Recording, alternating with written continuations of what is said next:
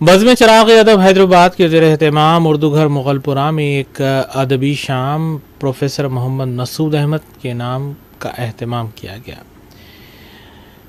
اس شام کے دوران ادبی اجلاس اور مشاعرے کا اہتمام کیا گیا۔ کنوینر زاہد ہریانوی نے مہمانوں اور شرکاء کا خیر مقدم کیا۔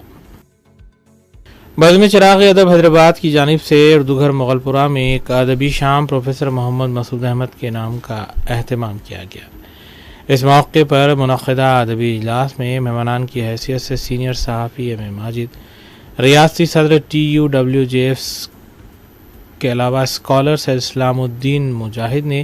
مہمانان کی حیثیت سے شرکت کی اور خطاب بھی کیا، جبکہ پروفیسر محمد مسعود احمد نے امریکہ اور یورپ کے تعلیمی دورے کی رودات پیش کی۔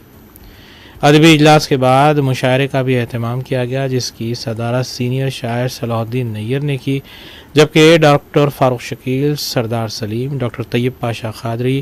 سمیع اللہ سمیع، ولی محمد زاہد ہریانوی اور جہانگیر خیاس کے علاوہ پروفیسر محمد مسعود احمد اور دیگر نے اپنا کلام پیش کیا۔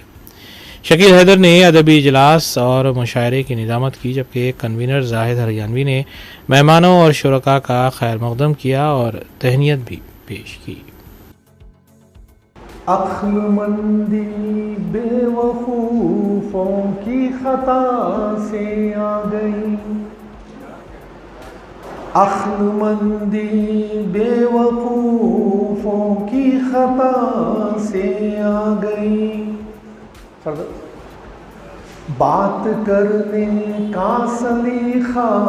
خاموشی سکھلا گئی، عقل مندی بے وقوفوں کی خطا سے آ گئی، بات کرنے کا سلیقہ خاموشی سکھلا گئی، جلد بازوں کی پشیمانی سے سیکھا صبر کو، جلد بازوں کی اوہ بیچین برا حال ہمارا،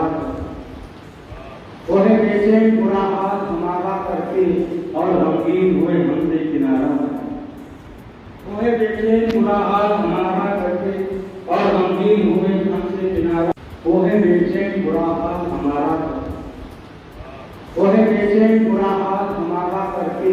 اور غمگین ہوئے ہم سے کنارہ،